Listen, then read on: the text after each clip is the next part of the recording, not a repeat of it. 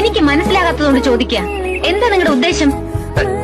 എന്റെ അമ്മ എന്നോട് പറഞ്ഞപ്പോഴാണ് എനിക്കൊരു കാര്യം മനസ്സിലായത്. എനിക്ക് കല്യാണം കഴിക്കാൻ പ്രായമായെന്ന്.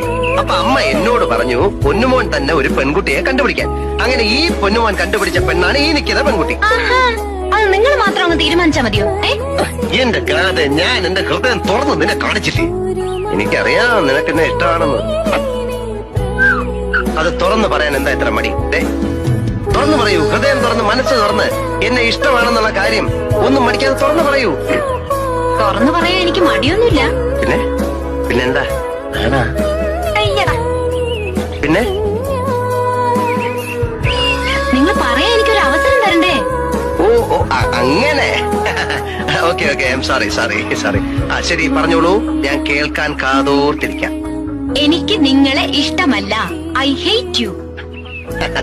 It's impossible.